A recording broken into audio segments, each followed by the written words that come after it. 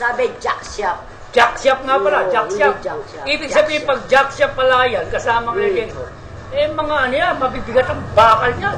Yes. Bakal Hindi, yan. jack shop eh. Jack. Ano ba yan, jack? Hindi natin Ibig alam sabihin. kung ano itong shop na to. Kasi pag junk shop, ano ang mga basura? Jack shop. Ibig sabihin, ang ibig sabihin pala yung jack pangalan yan. Yes. Tapos yung shop, paggawa yun. yes. Maaaring ito ay isang paggawa na, ewan kung meron tong permit, may business permit to. Okay. At meron pa ngang info na yun nga, sabi nga raw, maaaring ang pangyayaring iyon, may kinalaman yun na sabing amo.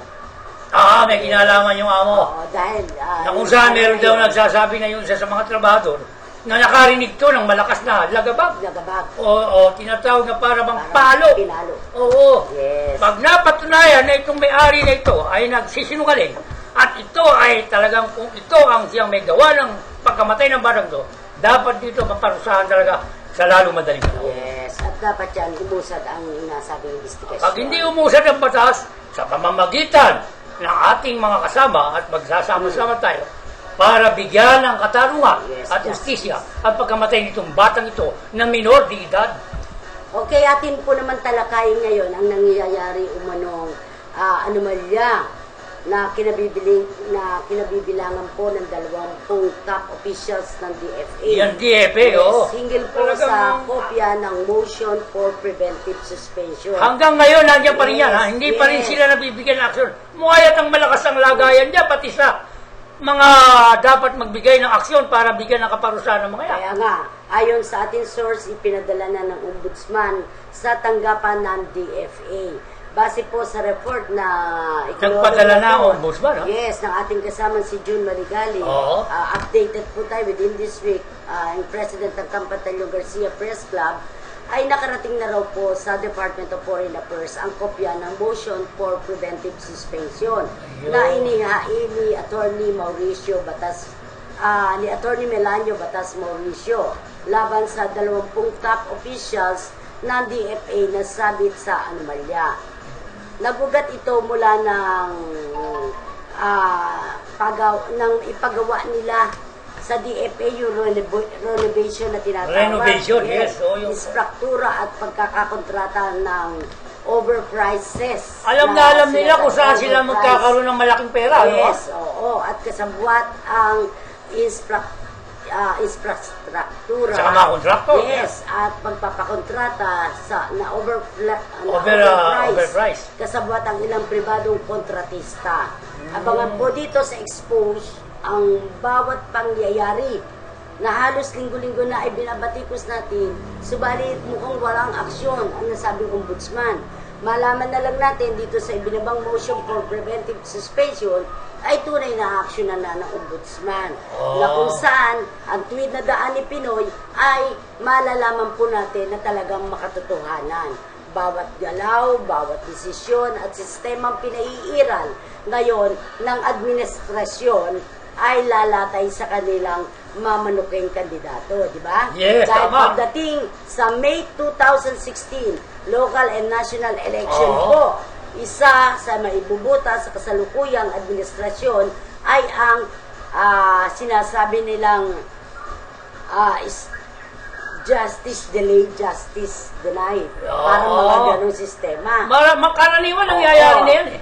Yan na nga, na pinapairal kung saan kalabang partido lamang ang kalimitang nagsasagawa ng mga ganitong bagay na nasasagasaan.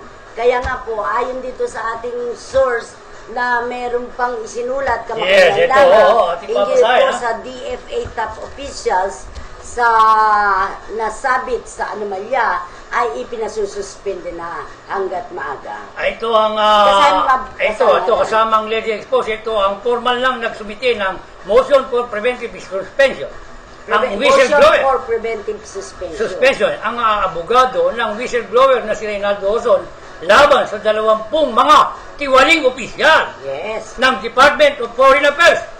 Top officials na inakusang nakipagsabwatan sa ilang pribadong contractors na responsable sa mga pagawaing infrastructure, pagbili ng mga kagunita na overpriced, ang mga tiwaling di umanong DFA top officials na ayon dito, base sa mga dokumentong hawak ng lingkod na itong whistleblower, Si Reynaldo yes, Roson. si Mr. Roson, ay nakipagsabuatan ng mga akusado sa mga pribadong contractors para malaki raw ang magiging kanilang kaperahan kasamang Red Expo. Talaga naman, ano? Kaya pala naman namamayagpag ang mga kayamanan nito at mukhang talagang naglalaki yan ng mga sweldo at may mga bonus pa ito kasamang Red Expo. Dalawa sa mga akusado ay undersecretary.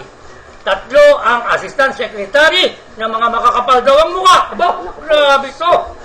Talaga At naman. meron pang mga ambassador dito na 2 at meron pang consultant na 2, executive director at 4 pang mga engineers na ang iba ay nasa ibang bansa na at nangingibang bayan dahil ginagastos daw ang mga kinita nilang pera doon sa overprice na ginagawang pagre-renovate ng Department of Foreign Affairs. Mukha yatang mahilig sa overprice itong mga hinayupak ng mga taga-DFA na ito. Ang kakapal ng mukha nyo!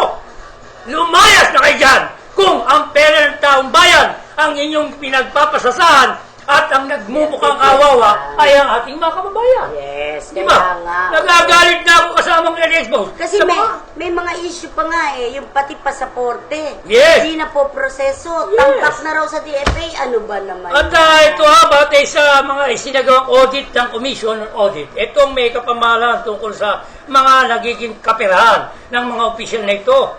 Akalain mo ba naman meron dito kasamang Lady Expos, ang ambassador at 2 konsul ay nakakuha ng bonus na total na 138.25 million Ba? na compensation noong nakaraang taon lamang, 2014.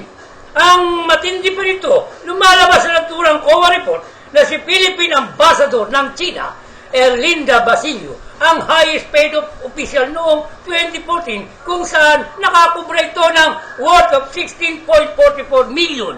Ang ilang pati umano sa mga tumanggap ng malaking sahod ay sina Enrique Manalo, ambassador ng United States. Bah, sarap palang maging Isipin mo, ambassador. mga ambassador. Talaga naman palang Isipin mo mga... kasi gagawa ng ganyan mga karumal-dumal. At saka itong ambassador nga Kapag- ng United Kingdom, tingnan mo, di ibig sabihin sa UK, nandito pa rin ang 12.34 million na tinanggap naman ito si Lourdes ay Paragire, ambassador naman ng Austria. Okay. Aba, katakot-takot ng kapirahan. Kaya nga, kasamang Adan, meron tayong papasok na reporter sa NCR. Ay, sige, si oh. Mr. Edward Tan Flores. Kaya, pasamantala muna po. Pasok, kasamang... Ay.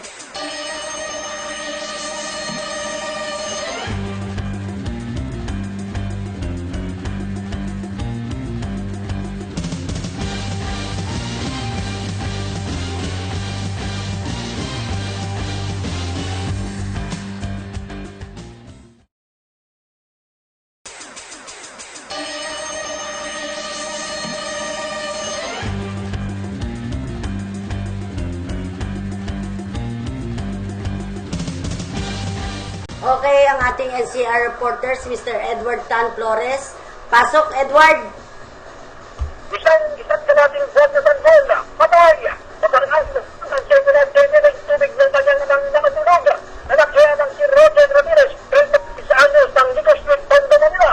Hindi na umabot ng buhay ang Sandola sa Tondo General Hospital alas 15 ng umaga. Habang nangihiram naman ang perang kanyang ina, ang isa ng Sandola para may panggiling batas. Pagdating ng kanyang ina, ay wala na ang bata, patay na. Mula rito sa Quezon City, Edward Flores, sinusunod sa bayan, dito lang sa Piso Balitan, Bye! Okay, salamat kasamang Edward Tan Flores. Naku, ano ba yung mga balita talaga ngayon, no? Kung hindi